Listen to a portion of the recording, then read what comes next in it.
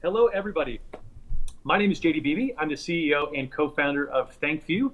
We are a personalized video platform. I think you guys already know this. You guys are all partners, but we've been around for just about 5 years, and our focus is on making connections, stronger relationships through video for those who make the world a better place. So we are working with you, and I should just start off by always saying thank you for your partnership and for the great work that you do.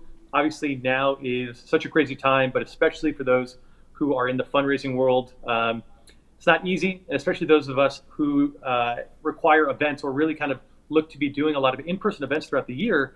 This is obviously putting a major hamper on what you're doing. But with today's presentation, I think we're really going to touch on some ways that you can execute on virtual events, and even talking about what a virtual event is in ways that, again, are going to be completely doable. So you're going to leave this conversation thinking, can I do this? Yes, you can, with the equipment that you have at your own house.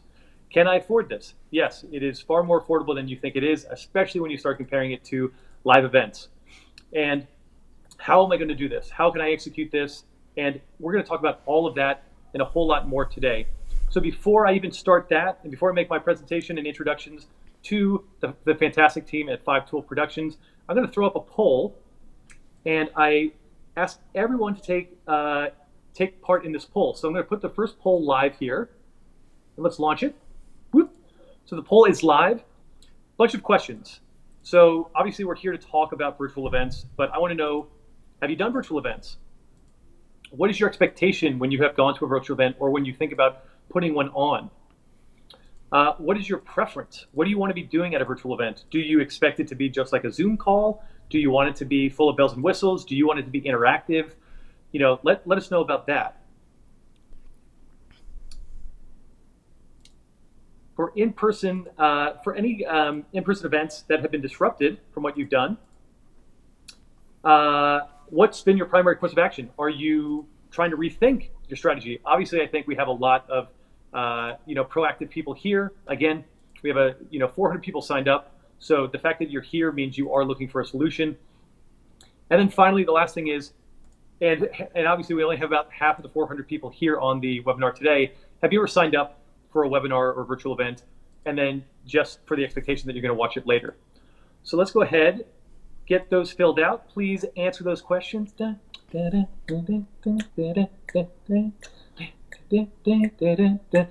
God, you guys are so good. We got 65% of people there. All right.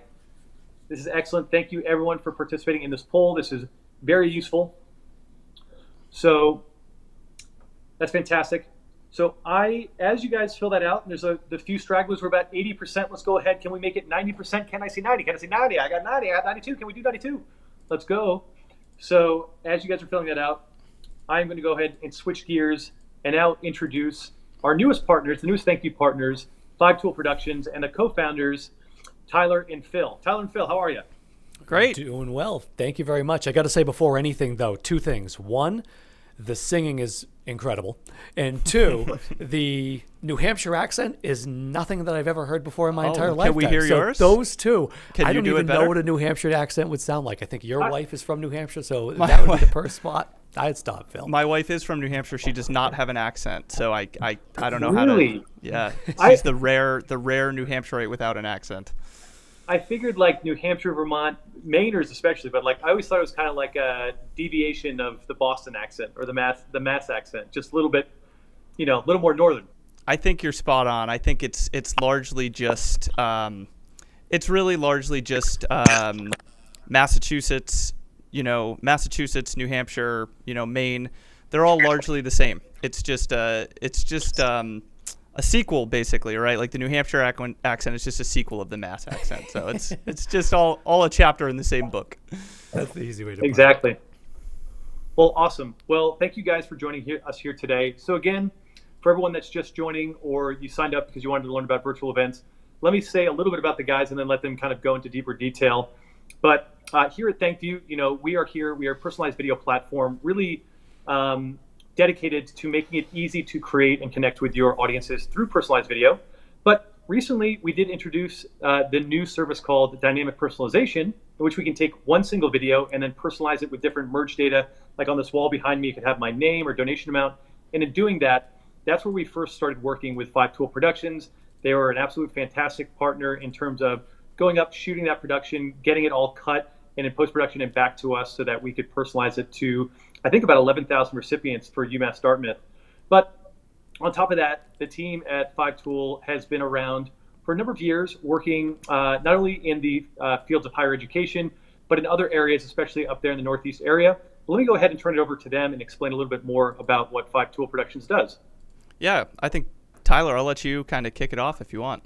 Yeah, absolutely. So, Phil and myself, we actually worked together at an agency a number of years ago that was live streaming basically, 5 days a week, 40 hours a week, 9 to 5 essentially, and all the things that we would be talking about would be finance, education, sports. We had different things like standard news and politics shows as well. And we kind of cut our teeth really with the whole live streaming experience there at the small agency. We both kind of went our separate ways from that agency. I went into kind of traditional marketing roles. Phil works specifically in higher ed at Boston University, and he can dive into that a bit more as well. But then we kind of came back and said, you know what we were doing there was great. We were just a little ahead of our time. Let's see if we can kind of do this together again now. So 5 years ago, we started this little side project called Five Tool Productions, and it's kind of taken over our lives, our families' lives, and everybody in between. So now we do we kind of just consider ourselves like a content creation factory where we do a lot of strategy as well from a content perspective. And that's really all focused around video, whether it's pre-produced or it's live, really. What do you think, Phil? Yeah, no, don't need to belabor the point too much. I think you hit most of the high notes. You mentioned I worked in higher ed in annual giving specifically. And I think, that has helped us kind of bring some perspective to some of the content creation work we do in that space. And I think just generally we've both been on both sides of it from, the client and the contractor, right? So we really do try to get the most out of shoots and out of projects when we do them. So we work to be efficient, and that's it. No need to belabor the point too much, I don't think.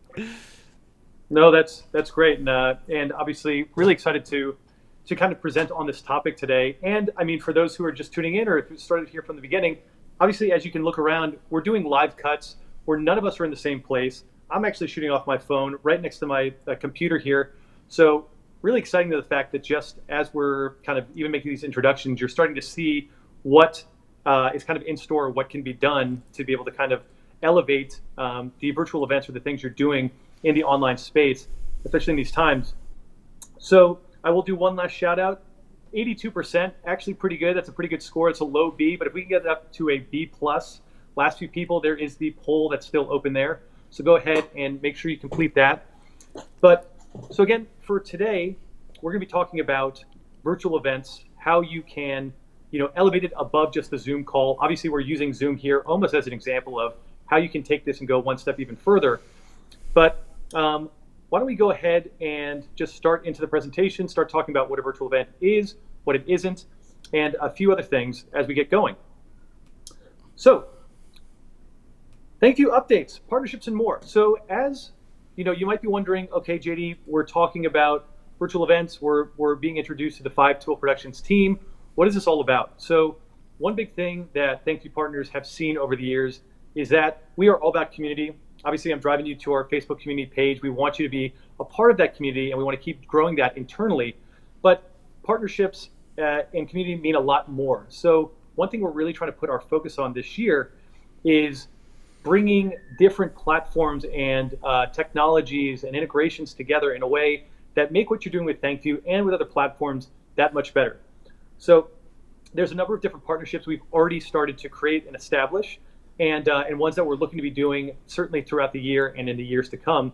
So a few of those just notable ones that I wanted to point to we're partnered with Ruffalo Noah Levitz. We're able to integrate into it's called RNL Engage, but if you ever use their campus call phone-a-thon software, we're already on there, and we're able to integrate directly into your call center so you can thank people even quicker. We're also doing that with their admissions. In addition, we're working and integrated into Evertrue, so all of your ThankView data can push over into the Evertrue platform so you get a more robust idea of who your donor is, how engaged they are, and you can make smart decisions thereafter. We've partnered with Lynn Wester and MSP Digital to actually create a brand new service called Otter. It's got a very cute little otter character, so thankyou.com/otter, but it's ODDER because it's acronym for On-Demand Digital Endowment Reports. So that's something we've also kind of brought together in the course of about a month and a half as a response to, COVID changing how we do our endowment reports. Obviously, today we're here talking about 5-Tool Productions, about how we can work with them to do virtual events. Also, as I mentioned before, any production partner needs that you have for dynamic personalization projects or anything thereafter. Animoto is a video editing software that we're partnered with. Some folks might be on there. It's just a really fantastic, simple online tool if you want to elevate your video editing just a step beyond what you have today. And then where are we going to be going from here? So we're going to continue to create more partnerships in the area of fundraising, events, and things of that nature. And on top of that, virtual events, as we're talking about today, very soon or in the near future, you're going to be seeing the ability to host virtual events through your ThankView platform. So we're not there today, but certainly want to show you how you can get going and make your virtual events that much better.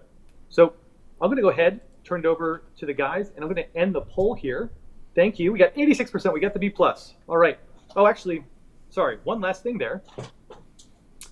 The ecosystem. So the ecosystem effect. So the big thing that I think is we really want to communicate today with this partnership is obviously there's times that you want to bring on new partners or work with a new vendor, but you are hamstrung because you can't go through the procurement process. You aren't able to add new vendors at this time. That's no longer a problem. So again, in establishing partnerships, we're also establishing the ability for you to more easily work with these different vendors through the established relationship you already have. So in today's case, with 5-Tool Productions, if you like what you see and you want to add them to the outreach and kind of your strategy, you can actually just do a change order form with ThankView. We have the partnership established. We can show you how that works, but you can just run all payments through us, which pays them. And again, you're able to kind of sidestep the need to do all that new vendor paperwork. So I hope a few people are going, ooh, that sounds good. Or you're just doing this because you're just so excited for what you're about to see. So with that, now I turn it over. Yeah, thank you. So I think, one of the things you mentioned was just like generally talking about virtual events. And, it's a super buzzy buzzword, right? Like everybody's been talking about in the last couple of months, pivot to virtual events and, we've canceled events. And what does that mean? And, one of the things JD mentioned right off the top was, interactive elements and cutting and editing and things like that. And just as kind of a manner of demonstrating like some of the things that JD's talking about, like we have this built out in the style of ThankView today.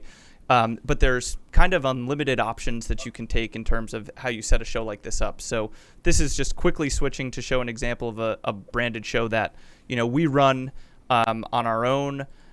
You can have different looks and feels. You can do things like, virtual zooms onto different cameras across, probably making everyone seasick as I go really quickly here. But, there's the point is, there's kind of unlimited options of what you can do from a branding standpoint, including if you really want to get crazy and set up, custom backgrounds, you can go and be in front of a sunset or you could be in front of sunflowers. The point is, as we go back to something a little bit more reasonable and hopefully professional, is that the options are really kind of unlimited for what you can do with branding, including things like editing, lower thirds live. So if we had spelled something incorrectly on this screen, live in a show, you can change the name or the title if you have a guest incorrect. And those things happen. So having those options is really crucial. Another part of this, that JD mentioned is, in terms of broadcast, we kind of think of this as like shows, broadcast shows versus meetings. The ability to roll in things like video elements. So real quick, we'll just show you a quick video, a ThankView video, just so you can get a sense of what that looks like in this Zoom meeting itself. Keeping your donors engaged is hard, especially when traditional outreach methods can be static and cookie cutter. Your supporters want to see the smile on a scholar's face, watch the impact their gift makes, and feel truly acknowledged. And now, that's easier than ever with ThankView. With ThankView, you can easily create personalized videos for 1 to 100,000 recipients. No editing required. Fully branded with your colors and logos. Create audiences and campaigns for giving days, events, birthdays, and more. schedule delivery by email or text message, and gain insights through metrics highlighting the engagement of your recipients. And while you are reaching your base, we'll be here, providing you with one-on-one support to help drive results like increasing first-time donor retention as much as 15%. Make stewardship easy with ThankView. So you can see, hopefully, if you've seen videos played back in Zoom, when somebody's just sharing their screen or kind of fumbling around, the experience is usually not very clean. Hopefully, as the attendees today, you can see that experience was a little bit cleaner. And that's just some of the elements. I know some of the other things. What were some of the other elements you wanted to talk about, JD? Some of the custom transitions and things like that, right? Yeah, and I will say thank you for that unabashed plug there. Thank you for all of your stewardship needs. And I will say, just as a casual viewer, when you first showed me that, just the playback of that video being so crisp and smooth was terribly impressive to me. So, on top of that, there's other things like, as you're showing kind of some transition, even some custom transitions. So stingers, as you call them, there you go. Look at that. So be able to cut in between from different kind of shots with those branded elements. So I really thought that's fantastic and really simple. Just for those kind of watching, we've been working on this presentation. We certainly have been planning and planning for it, but we're for a few days. So the fact that all these elements can come together in this broadcast quality is really fantastic. I think also jumping back to the slides as you just did there, and then finally, which this will be fun for people. I really thought it was amazing that you could actually take the survey data that we have, that we've been compiling, that we took at the beginning of the call, and be able to pull it into your presentation on the fly. Yeah, absolutely. And we'll pull that up in just 1 second to show that as one of the elements here.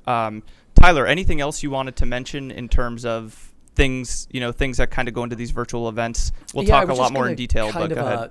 Paint the picture a little bit just to give you an idea as to our setup over here and what Phil is sitting behind, where I am too. Obviously, JD in New York City streaming from his phone to our switcher, basically. So we have a kind of a broadcast switcher in-house, and that's what Phil is sitting behind. So when you see him, behind a desk with the headphones on, you're probably wondering, what is this guy actually doing right now? Is he behind some sort of, spacecraft? So Phil is behind the switcher. He's the one doing the switcher. I call him the man behind the glass, because I can basically see Phil right now through the glass, essentially, because I'm in the studio. So we have a small studio with a couple cameras and lights set up with a beautiful brick background, basically. But that kind of give you an idea that we can do this in-house ourselves, but we can also interact with people that are, coming in through different inputs. And JD, he happens to be coming in through his phone. And some people, we can bring them in through Zoom. We can bring them through Google Hangouts and other methods as well. And we also have kind of another piece that we're working on currently right now to help boost the quality tenfold, so it almost feels like we have a broadcast camera out on location, but it happens to be just someone's cell phone. So that to be released in time, but it's something we're working on as well. But that's also just to kind of paint the picture as to what you're seeing going on and who's doing what at the moment in time. So Phil is kind of the mastermind, playing the piano, banging the tambourine, and the drums at the same time right now. Right. And JD, you mentioned the poll results. So, you ran that poll at the beginning of the show, and you can bring those poll results right into the show. So, something like, have you done a virtual event? 54% of people on the call so far say that they have, in fact, done a virtual event. And there is also a cross-section of the viewers here who say, I'm not sure, is a Zoom meeting a virtual event? Sure. That's one of the things we'll talk about today. This is a Zoom meeting, but we'd like to think that it's a little bit different than the average Zoom meeting you've been to, just based on the amount of kind of content and elements and things like that are happening here. And we can certainly, share the rest of those poll results or go through them later, kind of whatever you think makes the most sense, JD. Why don't we go through the rest of it, and then we'll kind of circle back on the rest of those results at the end. Also, I do want to mention to everyone, there's the ability to add questions. So it looks like a few people are adding their questions in there. We will be getting to question and answers at the end of the presentation. But so definitely drop them in there, and we'll make sure to respond to them as quickly as we can near the end. But we're really kind of talk about the nuts and bolts about. Yeah, so Tyler, why don't we kick it over Cool. to I you? was going to say, of course, you're always a slave to the internet connection, right? That's always going to be, no matter what, that's always going to be the issue. And one of the things that, like I said, in terms of sending a kind of a broadcast crew out to someone's house, we are working on something, a new transport protocol. It's basically a fancy way of saying get reliable video back as opposed to someone coming over Skype or Zoom or something like that. So with that in mind, I think we're just going to dive right into the presentation itself and really talking about virtual events. So kind of an overview of some of the things that we're going to be diving into. It's going beyond kind of the buzzword of a Zoom meeting, right? I mean, Zoom at this point, it's no longer just a name, it's kind of become a verb, right? I'm going to Zoom you later, or it's, it's like Kleenex with tissues, right? That's how people are associating kind of online events and meetings at this point. But how can we go beyond that? How can we say, well, yes, Zoom is great, and how can we leverage that as a tool outside of just people coming on and just having a conversation and someone kind of fumbling around with a presentation? What are some of the things that we can do? And what Phil and I we always boil back to, whether it's a Zoom meeting, whether it's a piece of content that you're creating, whether it's a blog post, a podcast, start with the why. Why are you doing this, and what's the reasoning for it? Who's the audience that you're trying to hit? That, to me, is the biggest point that we need to do, is try to elevate your experience and really, why are you doing this? So this is an example that we put on one of our clients, the Conservation Law Foundation. They're a great nonprofit based here in Boston, and they do exactly that. They focus on conservation law. With that, they were trying to do some kind of a coffee break, an update, so people can come in and kind of join, be part of a conversation about recycling. So really right now, every month, they're doing different kind of coffee breaks is what they're calling them. This most recent one, they've streamed it both to Facebook as well as to their individual page on their website. So we basically streamed out a conversation between all of their constituents and people from outside as well, from small businesses that are working in a similar fields. And they're doing live interviews, and they're incorporating questions from the audience, very much like a traditional webinar, but it's not just the voice on the speakerphone. It's more of a broadcast professional setting. And we also incorporated chat. And the thing that I loved about that, and Phil, you can kind of speak to as well, is the amount of engagement that we've seen from their events is through the roof. And when I say through the roof, it's not just something that they jumped on and they announced kind of, hey, we're here right now from the get-go. We saw it kind of through the course of the entire event itself. Yeah, I think, we'll talk about it a little bit more here, but, you talked about starting with the why and the audience and live engagement. And, you see it here in this meeting, all of the people kind of jumping in the chat as well as feeding in Q&A. And that's such a crucial part of these events. And we're seeing, people take advantage of that in different ways. And it's also just, beyond Zoom, being able to represent those live on screen so that, if you are streaming it out as a broadcast as well, it's allowed us to also think about these things in kind of tiers so that there might be people registered on Zoom who are your most engaged audience who are coming to join you that way. But then maybe some of your audience is really just watching on Facebook and, they're not quite as engaged enough to have signed up, but there is still a way that you can capture their attention and get them involved and bring them in. And that's still beneficial and important too. And we've seen that the ability to kind of bring that engagement to all streaming platforms has been super beneficial and has really pumped up the level of participation a little bit as well. Yeah, it's funny. We talk about the why, but we also need to talk about the where, right? Where is your audience actually living? For CLF, it was a great example because they were living on their website, right? They were sending people out to come to their website, and that's where people were joining them. They weren't necessarily on Facebook. However, we have worked with plenty of people that are on Facebook, and they're trying to reach kind of that mass audience, and we'll have examples of that in just a minute as well. And there's a couple different ways to reach them, right? The importance of live, pre-recorded, and then kind of understanding what look live actually means as well. So we kind of jump ahead. One of the questions that people always ask is, live is scary, right? Live is raw, it's uncut, it's unfiltered. And, I started kind of my whole career in standard traditional television. Every once in a while I'll break out the broadcast voice, but that's where I kind of started. And live things happen, things go wrong. So it is scary. People do want to do pre-produce more often than not. But there's that element of the live engagement that is great. So understanding the difference between pre-produced versus live. So, and Pre-produced can also be a look live, or the new hot term right now that we're hearing is video on demand live. So live is truly what we're doing right now today. That is us coming out, streaming a broadcast with a kind of a big conversation that's taking place. JD, does JD have a question right now? I'm not 100% sure. I got the finger wag from him, but I think he was just letting us know that he was paying attention. So we'll get back to him in just a second. I was going to him, but I think he's just hanging out. Okay, great. No, good to hear. I just letting us know it is there. JD, good to have you back. Thank you. But live is, like I said, exactly what you're seeing right now. Pretty much everything on here is live. Pre-produced and kind of video on demand live is you record something, but you can also stream it out. Now, that doesn't mean record something, from 10 years ago and we're just going to happen to stream it live to hopefully get some great engagement. It's kind of putting together a show with some produced elements, and it's probably the first time you're running it as live. So a great example of it, we worked with another local nonprofit here in Boston called Team Impact. I love them. They're a great group of people. They work with sick kids, and they pair them up with college athletic teams, and they say, they get drafted essentially. So this right here that you're seeing right now is their virtual gala essentially. So what they do every year, they have their big red carpet event. It's a very glitzy, very glamorous, massive event that you'll see in the Seaport here in Boston, Massachusetts. They bring in celebrities, they bring in athletes, they bring in all sorts of great things. They have a live auction with trips all across the world, and they raise a great deal of money during that gala. Obviously, this year, they weren't able to do that, so they want to transition to something live. How can they do that? Now, obviously, you can't just say, all right, we're going to do a 4-hour event and have all these people in one room. How's this going to work? We work with them to stream put together about a half-hour presentation that what you're seeing right here is basically what you would see on site. And that is interviews with athletes. That's Chase Winovich in the top left-hand corner. He's a linebacker for the New England Patriots, or a defensive end for the New England Patriots.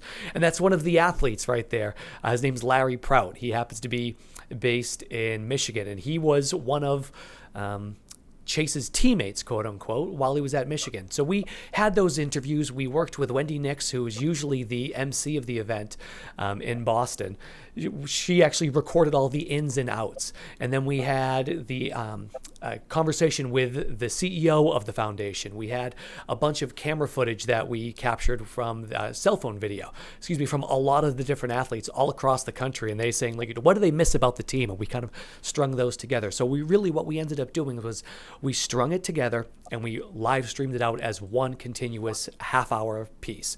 I actually think when all is said and done, it was about 28 minutes, give or take. And the piece of it that I loved with this is the engagement factor. So very much like what you guys just did, we saw launching it on Facebook in particular, everybody saying, hey, here's where I'm from, here's the school that I represent. A lot of the current athletes, a lot of the family members were there, so happy to kind of produce it and be there in front of everybody to see hey, my face is going to be up on screen. I can't wait to showcase this. So yes, it is different than in person, Phil, but it still had kind of that flair of something a little different and something special, really. Yeah, absolutely. And I think what you talked about, the experience being different than in person is really important. And we'll talk a little bit more about, the practice of pivoting versus replicating. And I think that's super important to realize that, if you have a 5-hour in-person fundraising gala planned, your online event that you're pivoting to can't necessarily be a 5-hour online event with all the same things. Yeah, go ahead, JD. And I just also wanted to add, Tyler, you mentioned kind of live versus pre-live or faux live.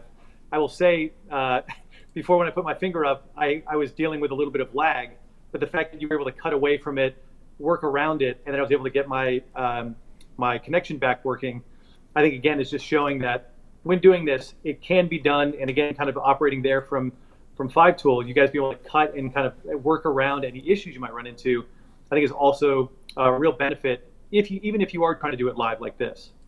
Yeah, really part of that. One of the things that we like to do, we always, we saw a great presentation a number of years ago at an event that we were covering, and the speaker said, how to plan for the boom. And the things that you plan for before the boom will help you after the boom. And the boom is, when things go wrong, because things are going to go wrong, especially with something live and especially when you're dealing with internet connections, right? So one of the things that we put in place ourselves is we always like to have, if someone's streaming from New York City or someone's streaming from, or coming in from Seattle, Washington, or we've had people from Germany.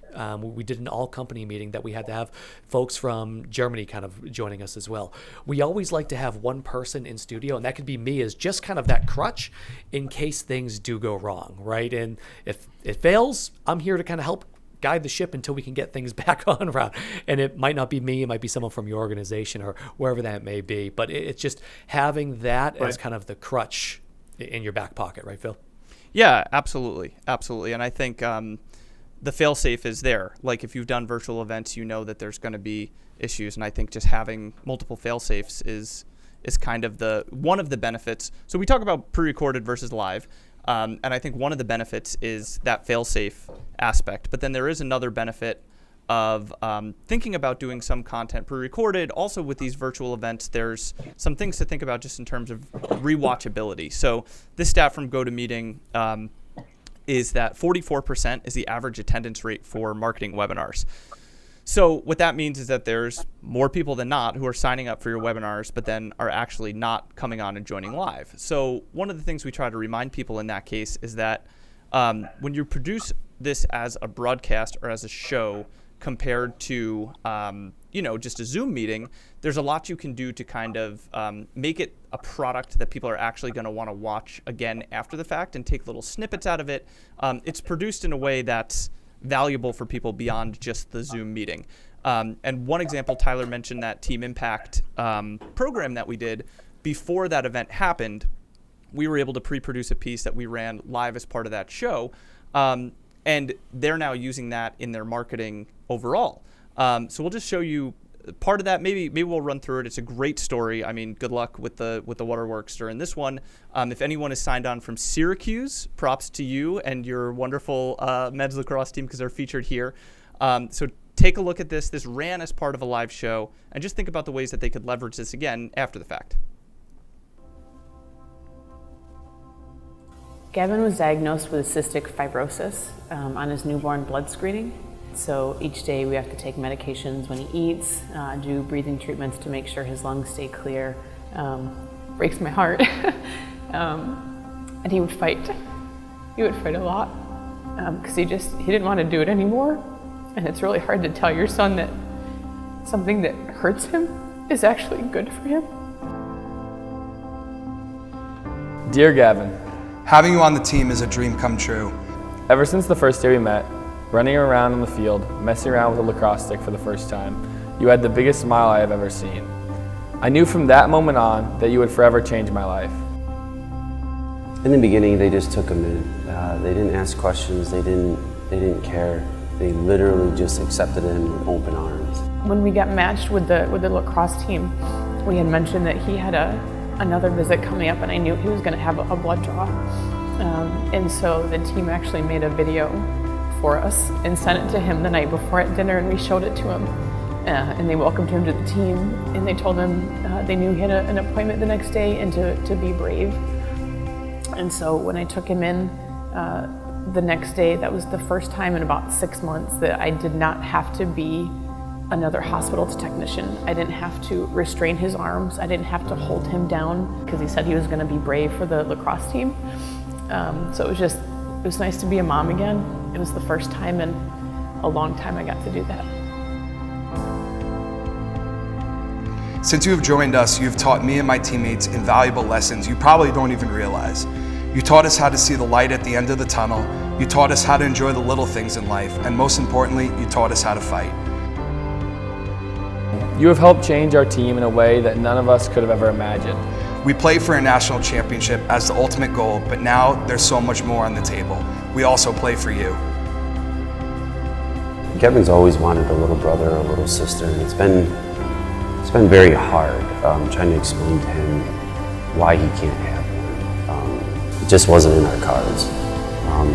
But Once Gavin became a part of this team, he literally gained 60 older brothers, and it was amazing. Gavin, you are my brother. Growing up with 2 older brothers, I've always wanted a little brother. I know you've always wanted siblings too, and now you have 60 brothers who would do anything for you. All my closest friends growing up with brothers, and I always imagined what it would be like to have one. I can only smile now because 21 years later, I finally found my little brother, and his name's Gavin Boyd. You could say one thing to your team, what would you say? You're amazing and I love you. Bigger than sports. Bigger than the score. Bigger than Sis's First Grocers. Gavin is my hero. My teammates are my heroes. My son is my hero.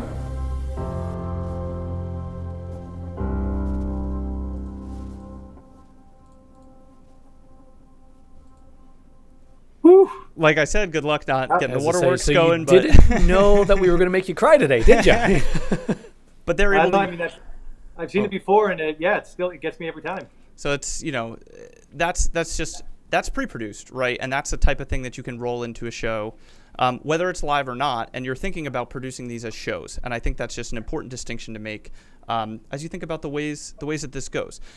We have some specific questions that I think we can get to overall, but I think a lot of the questions that we often get about this are really focused around, so you're telling me all of this, is it complicated? I'm used to Zoom. Can you talk to me about, the process and how hard it's going to be to pull some of this stuff off? And I think we can dive a little bit more into some of those elements if you want, Tyler. Yeah, definitely. And, to answer one of the questions right off the bat, this right now, we happen to be doing this through Zoom. We can do this through pretty much any platform. So any kind of webinar platform, as well as, if you wanted something on your website, we can stream it to a link. We can give you an embed code that you can just paste right on your website. So it can be done through Zoom, but it's not solely through Zoom. It just happens to be what we're doing today. And a lot of folks will wonder, is it only Zoom? No, it's not. So just to jump into that question, I know we use the word Zoom because, like I said in the beginning, it's just kind of the buzzword right now, but it's not the only thing you can use, right, Phil? No, absolutely. Yeah, no, it's most people frankly try to stream, through their kind of favorite streaming platform. As opposed to going directly through a Zoom meeting.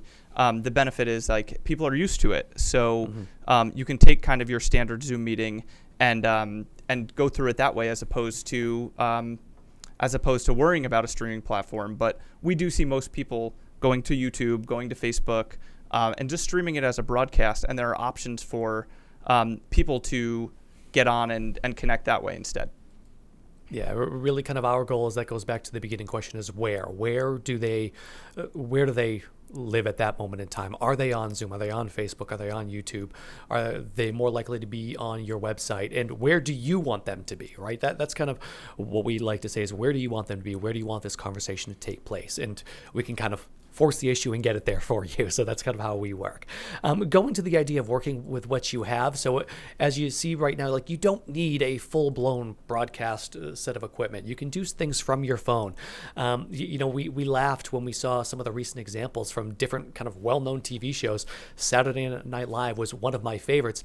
They did a great job. Even their finale was incredible, to be honest with you, because they really worked and thought outside the box. What are some of the things that you can do and some of the tools that you can use to put on still just a great show? Because at the end of the day, it's about the message that's kind of getting across, and people have kind of become numb and are used to seeing dumbed down video, right? They're used to seeing, when I say dumbed down video, they're used to seeing not as great, pristine 8K quality video, right? I mean, how much has Jimmy Fallon and Jimmy Kimmel been doing from their home, right? They've been doing everything from their home, and we saw a lot of different examples of there. And really the whole point of all of it is drive the engagement, right? Just because the situations have changed, you don't necessarily have to say, I'm not going to do anything, And speaking about the tools, if you want to do a cooking show like you saw Keenan do on Saturday Night Live, he tweeted out just a great picture about using what he had at home.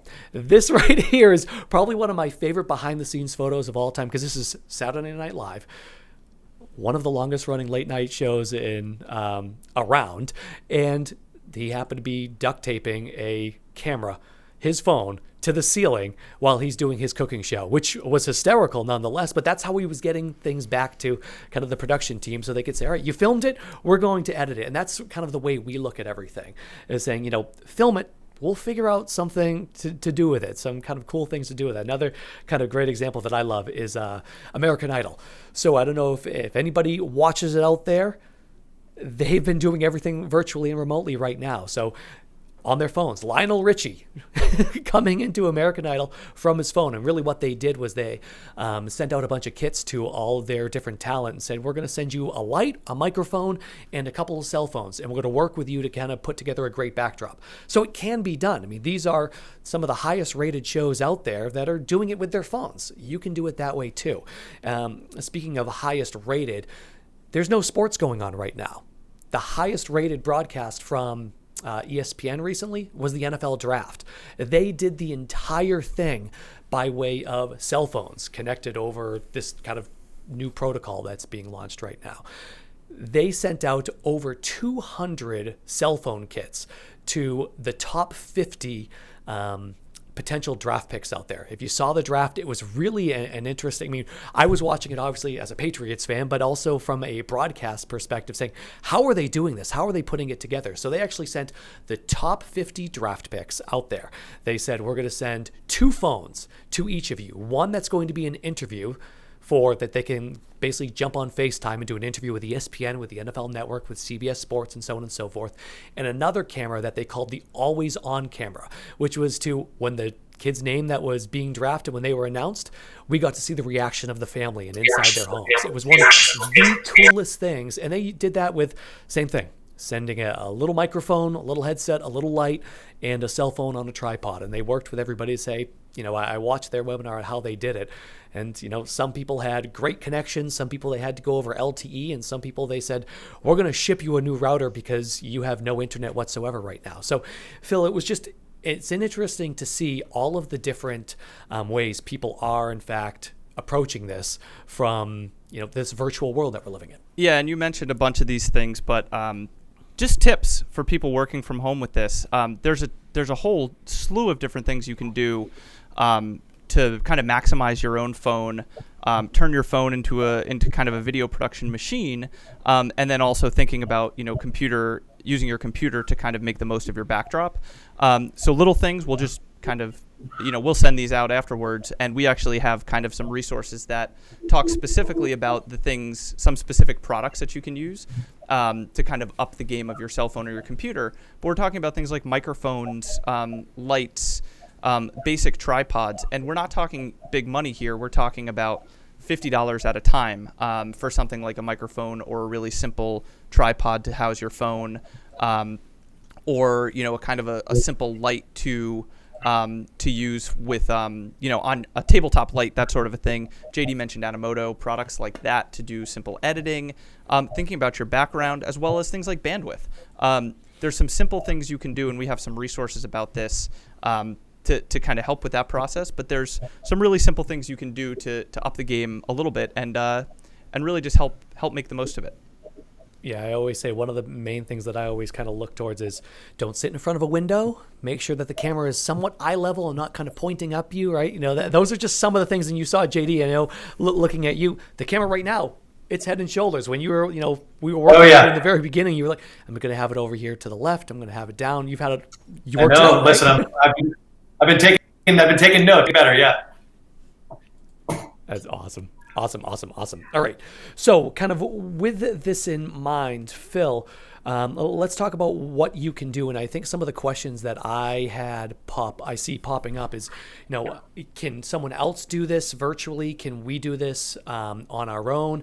So we have the thing that we actually have in our studio is an on location. It's a piece of hardware. So it is a hardware switcher. So we can't necessarily train somebody else to run the switcher virtually. We actually specifically do it ourselves in-house. So that's just to kind of answer one of those questions. But we will work with you in terms of kind of run of show. We treat it like a true event in the way that you do a run of show, a dry run ahead of time. We do a lot of testing. And Phil, with this in mind, like what are some of the things that you say? How can you kind of do a virtual event? What are some of the virtual events that, you've been handling a lot of the calls lately from folks and talking to them about? What are some of the ideas and things that people have in mind? Are they just saying, I had this regular traditional event, I want it to be virtual? Well, what are some of the conversations you're having? Because I know you've been fielding a lot of those questions yourself. Yeah, running through some of the things we've talked about, I think it's a lot about pivoting, not replicating, thinking of these as kind of takeaways, leaning into the vulnerability. So being willing to record and distribute from home and understanding that people's expectations are shifted over the last 3 months. So the things that you're creating, if you are from home and you are in front of a random wall in your house, or you're sitting on your couch, the vulnerability there, I think, is important. And you need to understand people's expectations are different than they were 3 months ago. So creating content from home is a lot different than it was. Looking for opportunities to go live. There's a lot of benefits to going live from an engagement standpoint, as well as from a algorithm standpoint in terms of getting more views on things, and user-generated content. There's a lot of examples of people doing a really great job with that as well. And I think, looking at some of the questions that have come in, a lot of them are around resources. So this one from Matt, can you elaborate on the number of people needed to effectively use this product during a live session? Well, the difference between the show we're doing here today and the show that we normally produce for people is that Tyler and I are on the show here today. And normally, when we do this, we'll just be your team.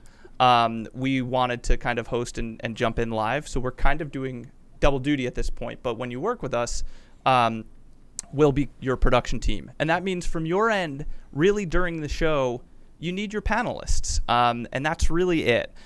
There is some coordination pre-show, but ultimately it's not too much more than it is if you're going to be putting on a regular traditional webinar. There's elements in terms of collecting visual assets, in terms of collecting, questions and images and kind of the prep work.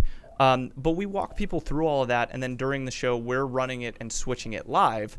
So that's, I know Tyler mentioned this, some of the other questions have come up around, is it possible to train people to do this on their own? And realistically, there is an element here where what we're doing is kind of providing the switching and trying to help people through the live part of it. And there is a bunch of hardware involved on this end to kind of try to bring people in remotely and run these shows. But from your end, from a resource standpoint, ultimately day of, it can be as low as just the panelists.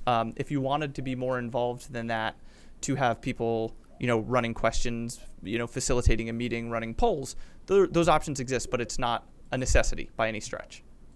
Yeah, I kind of look at it, going back to the way we kind of worked on this, and the great example of it is we have kind of set themes in terms of what really looks good on camera and what doesn't look good on camera as far as transitions, are concerned, as well as how the different boxes are laid out, and we have different options. So really, the kind of our process is we come to you and say, okay, well, what is the type of show that you're doing? Is it something that is live? Is it look live, or is it totally pre-produced and you just don't need to worry about live right now?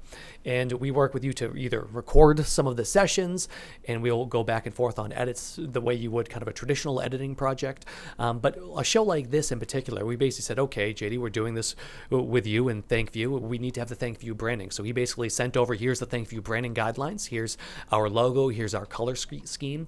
And here's what our traditional PowerPoint deck looks like. So from that, we actually took it in-house and we said, all right, we're going to extract that and put it into kind of merge our template with their template together. And we do the same with you, as we'll take your template, your school's graphics, and your color scheme, and so on and so forth, and say we're going to merge those together. And we'll have your logo at the top, and we can change up the way things look and feel, and that way it really feels a lot more custom to you. And that's been my biggest issue with things like just a standard Zoom or Google Hangouts. Even it's just so plain. It doesn't feel like it's mine. It's just the conversation that's happening, which is fine. The conversation is great, but how can you personalize it and customize it just a little bit more to make it feel like it really is yours and it's part of something that you do on a regular basis? And how does it feel like your school? We do, honestly, we've been doing, and one of the reasons why we partnered with JD and ThankView is because we do a lot of work in the higher ed space as well. And with that, we know, graphics and branding elements, they're so crucial to getting your message across, so that it feels like yours, and people know when they see it that it's the gold and green, right? It's the purple and black, whatever your school's colors may be. It feels like you, and that's important with this as well. Yeah, and I think everything you just touched on is great. I want to make sure we're getting close to time here, so a few other questions. Yeah. Can we do video on demand live and still be able to ask for donations during the event? So you may have seen in the little roll we did from the Team Impact event that we're able to incorporate graphics in a way that kind of allow us to do some interesting things. So for them, it was a text to give option that they were implementing. Mm-hmm. You can always include links in the video in the comments next to the video, depending on the platform you're on. You may be able to ask directly. We mentioned we stream to Facebook. I know that there are some fundraisers who use Facebook for donating.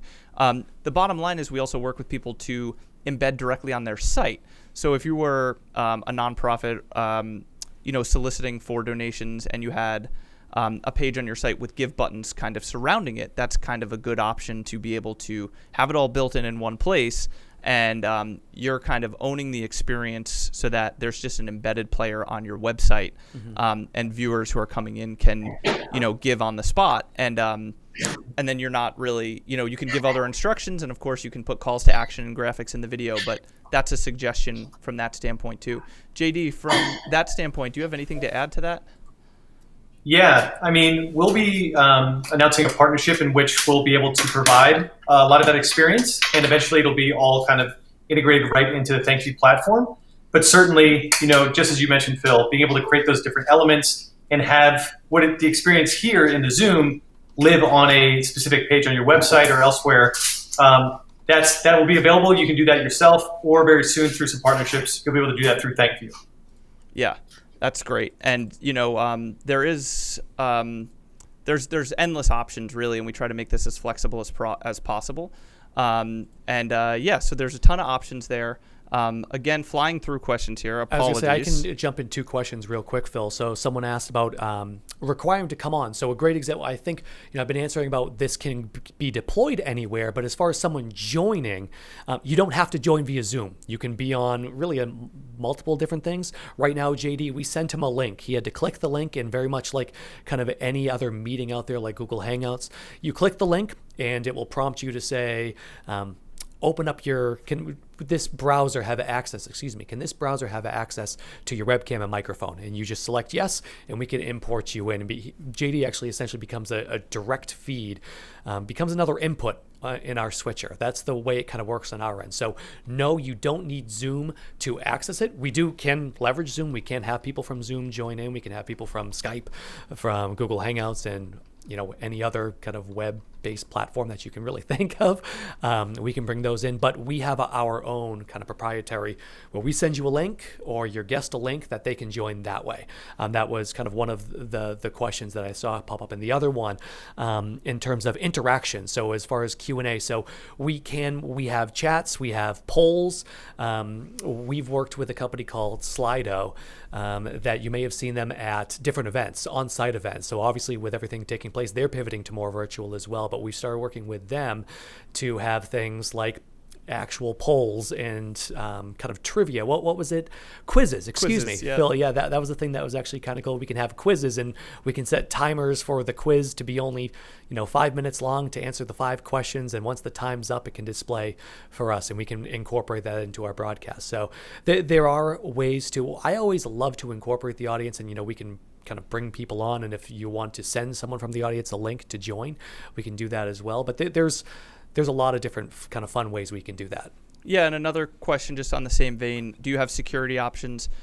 There are certainly options to broadcast securely. You can require registration. So today we are simulcasting and streaming to Facebook, but this is a registration-based event. So if you're on the Zoom call with us, it's because you registered for the event.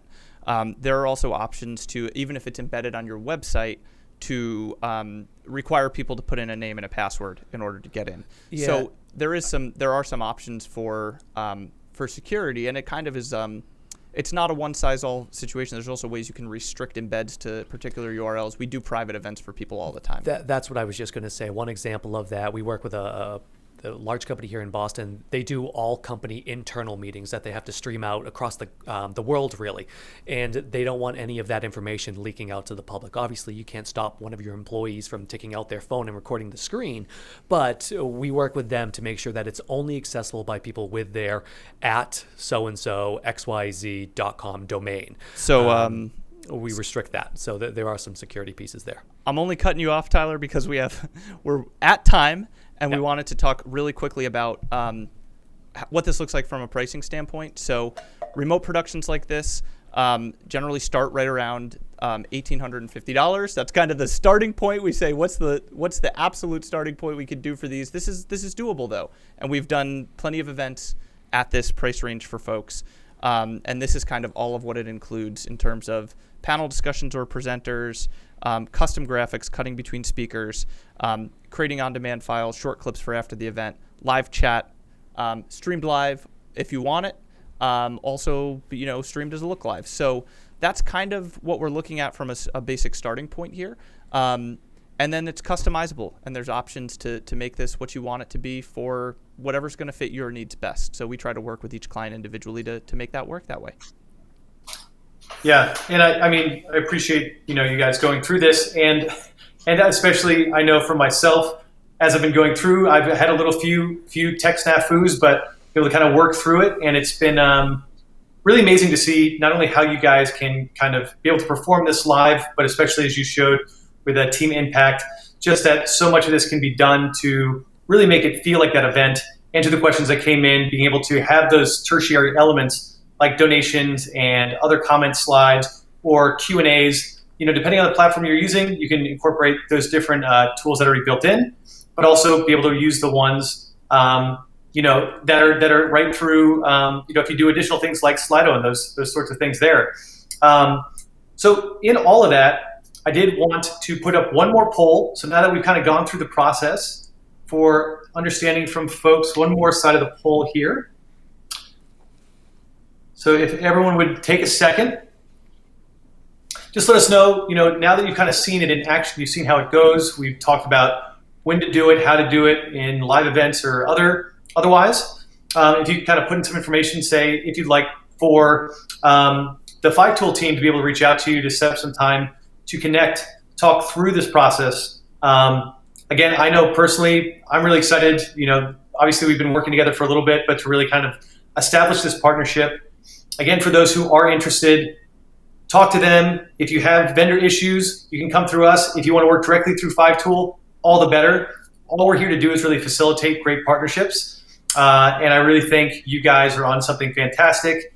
You guys have not, I don't see one bead of sweat going down your face, and I'm sitting over here and my phone overheating and my computer's not working right, and you guys are just going right through it like smooth, like a duck gliding on water, and your legs are just going crazy underneath. That's the part you have to remember always. But to that point, like things happen. We've worked in live for a really, really long time. And when people ask us about this and like, why is it beneficial to work with someone else? Sometimes for some of our corporate clients, especially, we tell them one of the reasons to work with someone like us is because that they can pass the buck to us and make sure that we're the ones handling things and they just don't have to worry about it. And that's valuable to people too. And we're happy to be the ones to to have the buck passed on to us to help run an event like this. So that's who we are. And I'm glad, thanks for having us on today. Sorry we went a little bit long. We like to talk. We can't help it.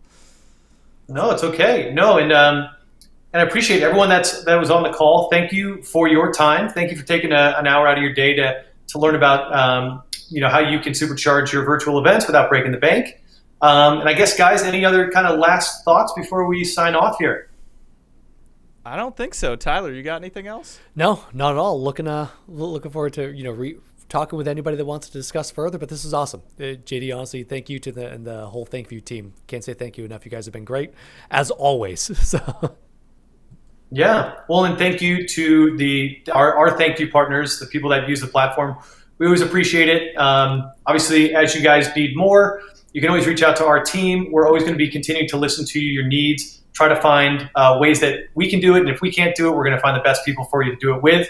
So again, Phil and Tyler, thank you so much for your time today. Everyone who's on the call, thank you so much. We will be sending the recording this around, and we'll be providing the pricing information and contact information for Phil and Tyler if you want to reach out to them directly. Again, thank you, everyone. Stay safe and healthy, and we'll talk to you soon.